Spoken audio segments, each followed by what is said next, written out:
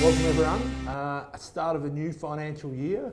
We thought in this episode we're going to review the last quarter and review the last financial year. Welcome, Drew. Thanks, good to be here as always. What a year it was. It's a good one. It's a good one, right? No one really expected it. Everyone thought there was going to be a really hard year, but you know, our returns and our asset consultant Atchison produced a good strong double-digit return. Which is good to see. It was exceptional. I think, and the top super fund returns are starting to come out, whether that's industry funds or retail funds as well. I think on average it's somewhere like 9.5% to 10% over the last for the financial year. And we talk about it a lot, and we get a lot of questions, and a lot of people come into us saying how you put your money in super or the market, and you get 10% every year. Yeah. It's not the case. The magic 10, yeah. Wouldn't that be great? 10% compounded for life. 12 or 13. But we have to constantly remind people when they come in that yes, there's good years, and yes, this is why we're taking risk and investing into things like shares. But you don't get 10% every year, and we've seen that in the past. Some in I think 2020 it was I think -8 or it's -6, -7. Sure. So you got to appreciate the good years when they come through. It's a good reflection on how you build an investment portfolio and why diversity is so important. Because if we sat here 12 months ago, we probably could rewind the clock and actually look at our podcast, but let's not do that. But the concept of where returns come from often surprises, which is the essence of diversifying your risk, not just at asset class level, but at investment level. And when we look at, we reflect on the best performing investments over the last 12 months, I can quickly see in our core portfolio, Boral being one of the best, right? There's no way. And we got absolute heat for Boral from investing into it from day one. Yeah. It was, obviously, there was a capital transaction halfway through, or probably a third of the way through our journey of holding it. And then as the world kind of slowed in building, everyone's like, why are you holding Boral? But I think it sits there at a return, which is looking at the wrong one, plus 70% return out of Boral, with right? some big dividends and franking credits. You could have easily slashed Boral 12 months ago and said, why would you hold a building company? So really important to think about diversity of portfolios. I think you've got a prop for this as well. Yeah, I do actually. I've stolen this off JP Morgan, and there's a Vanguard chart that's very similar. I'll hold it up quickly. Paul, our cameraman, but I'm sure you can insert it into the podcast for us. And it basically just shows the best and worst performing asset class every year for probably the last 10 or 15 years. And in the middle of it, it shows what a balanced portfolio has done. And you can see that the balanced portfolio is kind of 2/3 on the way up. It kind of shows diversification in a picture. Why do you build diverse portfolios? And why don't you try to pick the right asset class? I think year to date, it'll be interesting. Yeah, so large caps is the number one performing year to date. This is in calendar year, not US. Financial year. Yeah. Last year was large cap US as well. Yeah. So year before was commodities, year before that was REITs, the year before that was small caps, large caps was then again, and then 2018, cash was your best performing asset class. And if you read across the bottom, it's probably a similar story. REITs actually appears 3 out of the last 5 years as the worst performing asset class. That's property, office property, retail property. Absolutely. I mean, I'll probably argue that it's going to be closer to the top over the next 5 years than it is the bottom, right? As interest rates peak and inflation seems to be somewhat under control. So, yeah, a good year all in all, driven by equity returns both domestically and globally. Of course, the global equity returns is really, and we did a comprehensive review of the best international managers, and obviously our asset consulting team goes in depth to look at every element. We're not so in depth. I kind of coined it. It was how much did you own NVIDIA, and then how much of NVIDIA did you own, right? And that determined who was the best performing manager versus the worst performing manager. Definitely. But that sector is quite has changed the makeup of the S&P.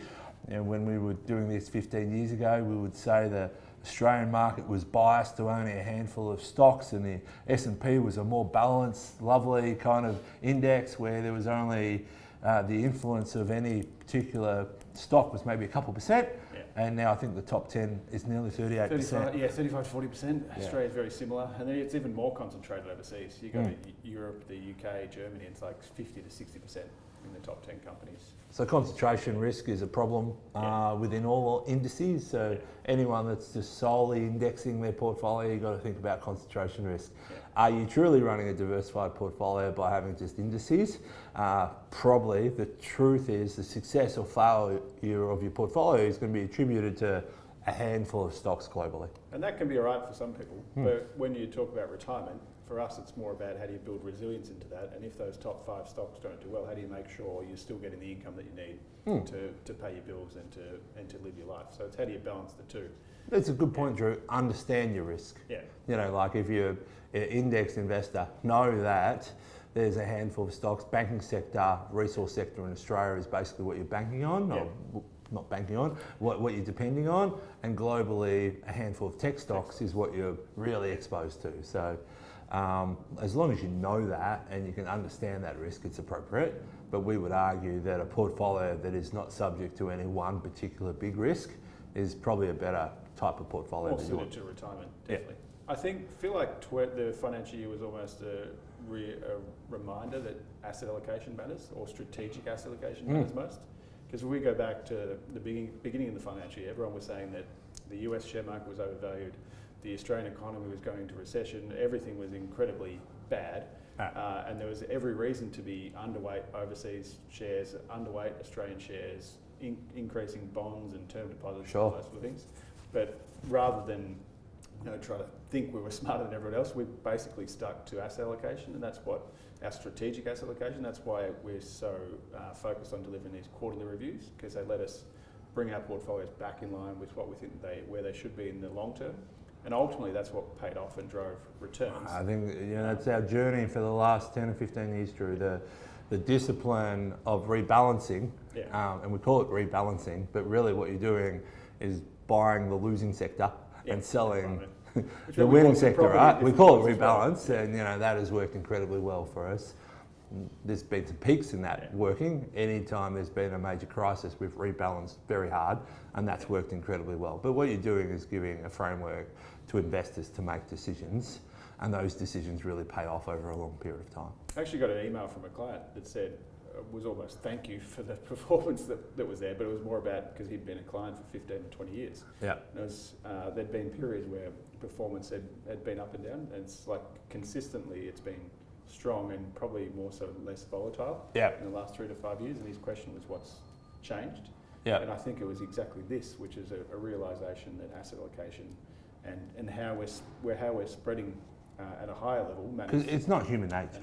It's not human nature to go a bit in each pot and then rebalance it and kind of chase the winners and sell the losers. This is what's been bred into us, right? Why aren't we 100% in Nvidia, Drew? We should hold more Nvidia, right? So, 10-bagger. And the other thing is you get to avoid kind of market hype, and actually referring to Paul a little bit, he said he watched CNBC last night, and I was saying it's time to take all your cash and put it in equities.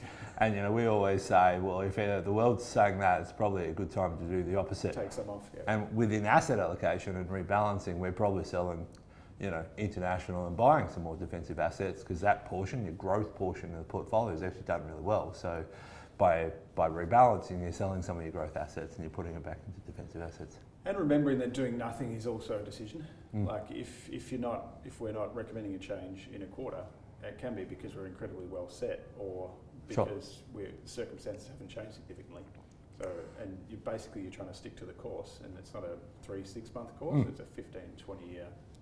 Absolutely, empirical evidence that shows rebalancing quarterly or half yearly over a long period of time doesn't really make any difference to total returns. So as long as you're doing it half yearly, and at some points those half yearly reviews will mean you're not still making no changes. You don't have to constantly change. If you're within the boundaries of what your strategic asset allocation is, you don't have to rebalance. So. Yeah, exactly. And the highlight you mentioned what the driver of both industry funds, retail funds, and Atchison and our models was global equities. So our model did about just over 20%, and the index, so the MSCI, covers all the world's global companies, 19.9%. So exceptional return from global markets. As we said, it was, I think 70% was driven by like 7 companies. Whatever you want to call them now, the Fan Mag or the Fangs or the Magnificent Seven.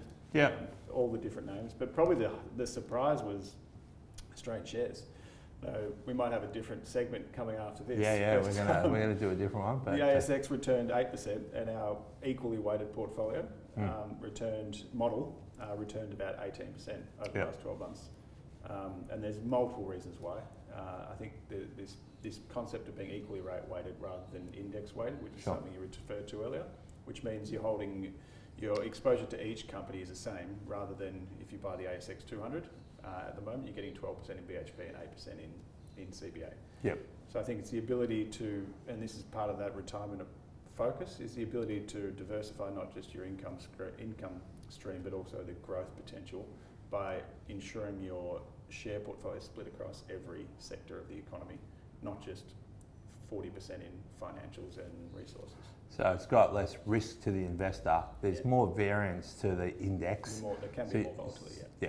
Well, I don't know the volatility, but it might be less or greater, but there'll be more variance. Which is kind of interesting, because I still think I still go back to 2006, early 2007, and the Australian index was 7,000 points, and we sit here in 2024 and it's 7,000 points. So if 8,000 points. You did get 8,000 just. Okay, so I'll go back to 2026. I think it's 7,350 points. So, but if you think about that, that's a long time. And if you believed all the pundits and just invested in an incredibly low index fund, what you've got for, I can't even add up the years. So it's 3, 15, 17, 18 years is basically a sideways movement, a little bit of dividends coming out. But you got income, 3 or 4% income and no capital. And all those investors that said, I'm not going to touch international shares because it was risky, they would have doubled or tripled their money over that period of time. So again, diversification really matters. I think one of probably the more unique learnings was that every asset class, as we define them, had a positive return. I mean, real assets was 0, but we can count that as positive. It didn't reverse for the financial year.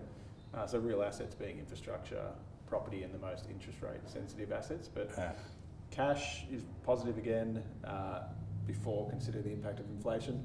And both fixed income buckets were also positive as well as alternative. So I think the really interesting thing there is this is the first year that we've had a risk-free rate at kind of 4.5%, right? So where it was 0 a couple of years ago, really our whatever number we're saying, 11, 12, 13 minus 4 is kind of 7, 8, 9, because your base rate is now 4 and a bit, right? So people forget that when they look at, especially a lot of which we're not very keen on, domestic private lending opportunities. They go, produces 9. Well, risk free is 4.5. Like you get 4.5 with no risk, right? Arguably, you probably get 5 in a 5-year guaranteed term deposit. So you kind of are you getting rewarded enough for that? You're only getting the 4 over the 5. You're not getting 9. So you kind of got to see it through a different lens. Than what the market was just 3 or 4 years ago, 2 or 3 years ago. We turn to economics. I've got a list of the top and bottom performing companies in each sector. Interestingly, a lot of them kind of came outside I think positively, none of the losers were in our model portfolio, or the biggest losers. Good one. Portfolio returns is about what you don't hold as much as what you hold. Exactly. And it's something we've focused on probably, and you should always focus on when you're in direct shares, it can be difficult, is ensuring you're avoiding the big losers in any asset class and in shares as well, because they're the ones that have the most impact on capital returns. So, companies that go full 80, 90% like we saw during the pandemic, which were incredibly popular and seen as quality, but avoiding those at the highest priority.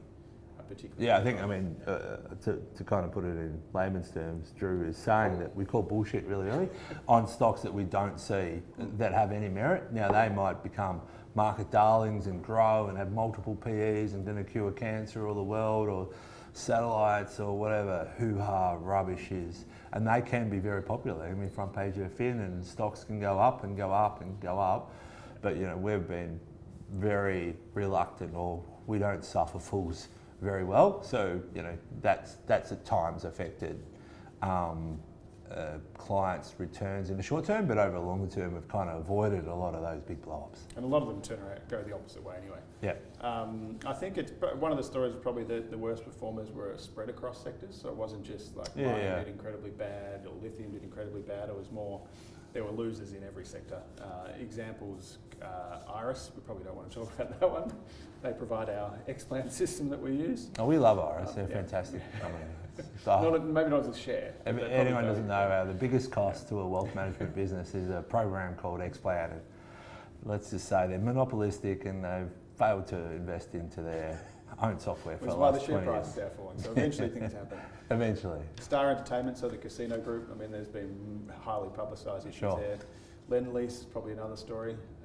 So an attractive value construction company for many years, and it's. But we called that years ago. We called that a long time ago. We got clients didn't like that call, but it was like, this thing is a bucket. Low margin. We sold it out like $13.50. I don't even know what it trades at now. About $6. $6. Yeah.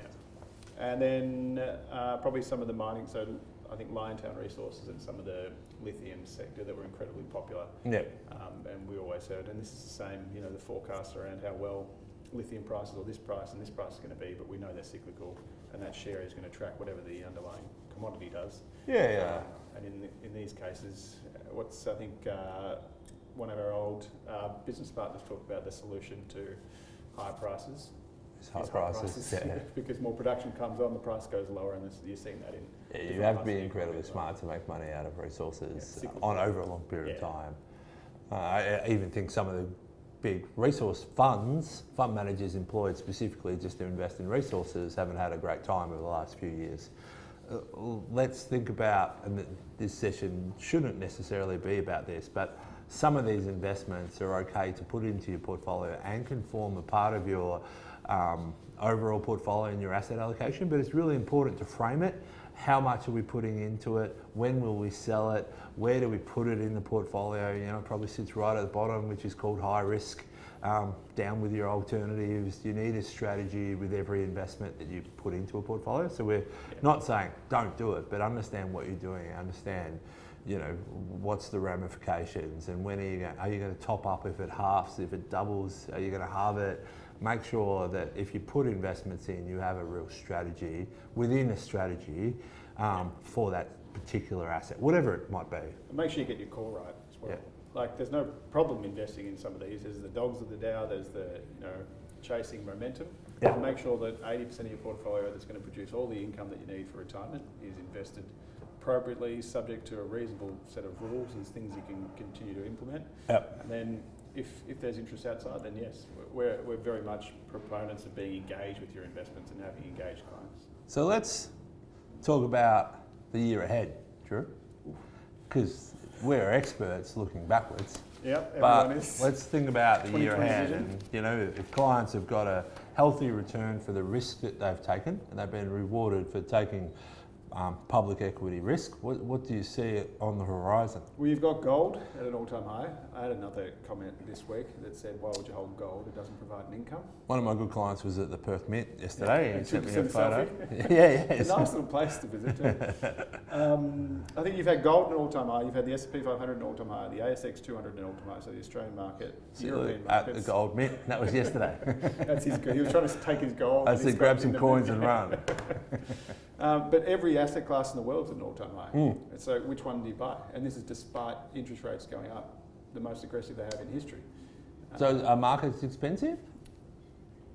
Depends which market you look at. So let's say the global market, I've got some valuation metrics here, and it's saying that the long-term, this is S&P 500, so the long-term average of the PE is 16.7. That's the long-term average, 30-year average.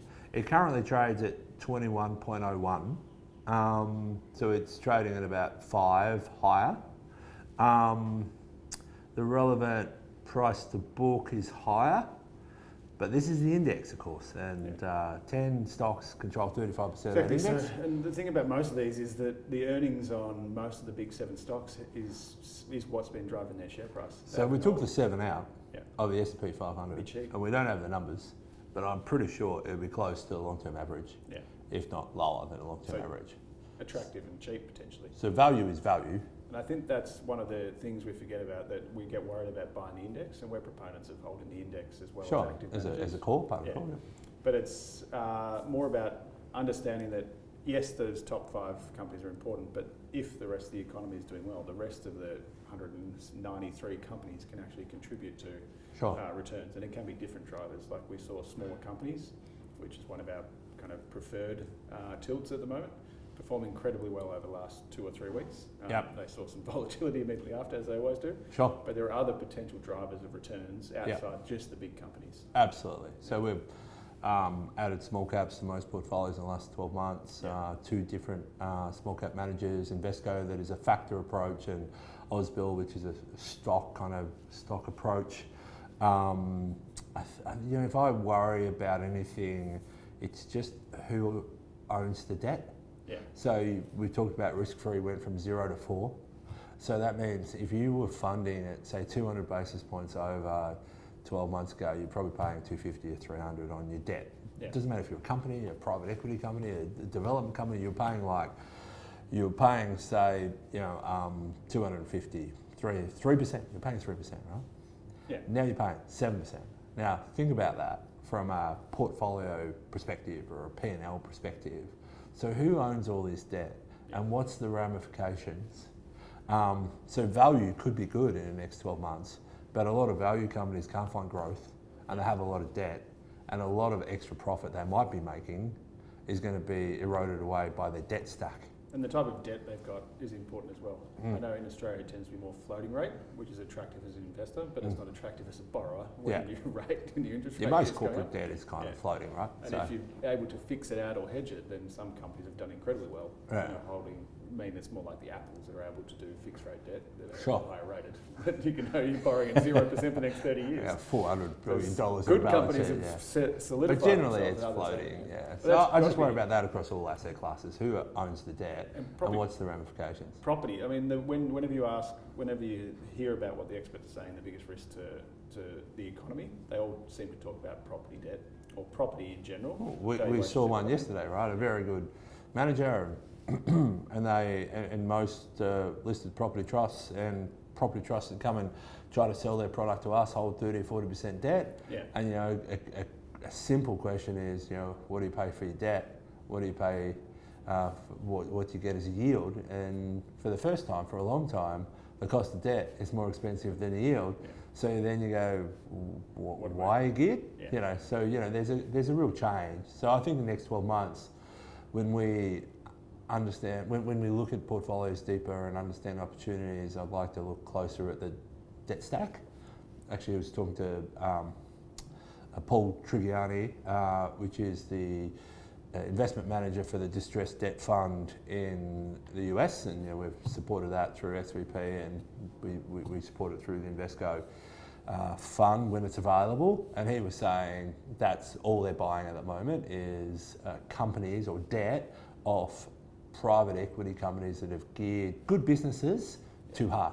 They're not saying the business isn't doing poorly, but the gearing is now swallowing up all the returns because they've geared it so hard. So they're going in to renegotiate equity kind of debt. So I think debt's really important. I feel like this is a year when the other asset classes are going to take some of the mantle from Aussie equities and international equities, or shares as we generally prefer to refer to them. That they've carried 20% essentially from both of those over the last 12 months. We can't expect that to continue. It doesn't mean we shouldn't still be exposed, because companies do offer the best potential for and growth, income. They provide income as well. Yeah, exactly.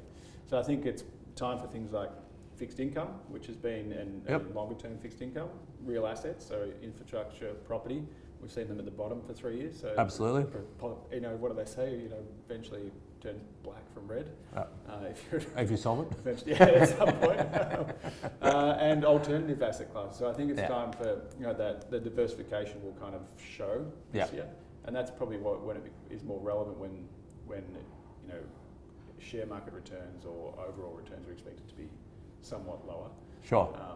So that's a challenge as for advisors, and not just us, but other advisors, because clients come to us with an experience of typically buying CBA and Telstra, and then adding a handful of stocks, and then learning from some podcaster to buy some index funds, and then we're saying that's great, nothing wrong with that, but that should be less than 28% of your portfolio, and you should be. And now we're introducing a new concept, new asset classes, new things, especially when they've done well. Equities has done well, so there is a challenge in taking advice and believing advice. And I think on the next bit that we're going to film, I'll kind of talk about what I see in portfolios. What grinds your gears? Yeah, what grinds me. But you can watch that separately. Okay, so anything that you've heard from clients in the last couple of weeks, Drew, that you think we should repeat or talk to about here? Explain to the wider community about things that they've asked for? I think understanding what level of returns you should be getting or you should have seen and what drove them. Sure. And I think the questions always come around valuations. Yep. Or what to do next. I was speaking to a client just briefly, and he's holding more cash than usual, or they're holding more cash than usual. And it's actually this. It was fair enough in the last 5 years, 10 years when you had 0% from cash. Yeah. But now we feel more comfortable, and part of that holding cash to educate. Yeah, we can hold cash at 4.5%. Sure. And then it gives you the option value of being able to deploy that into markets if markets happen to fall, or other asset classes and opportunities as they come up. But it's a willingness to hold cash again.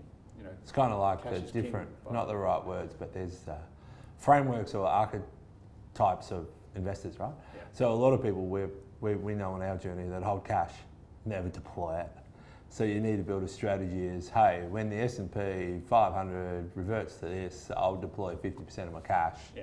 Because if you're worried today, if the market drops 30%, typically you're pretty worried, right? And then, because we have a whole suite of clients, I've got clients and, good friend of the firm that just cash burns a hole in his pocket. He texts me every week going, what are we going to invest into? So 4.4. Yeah, just take the cash, you reckon. So, yeah.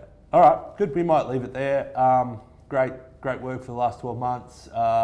Looking forward to the next 12. As usual, if you have any questions or queries, reach out to Drew or I or our ever-expanding team. Thanks, guys. Thanks, Drew. Thank you.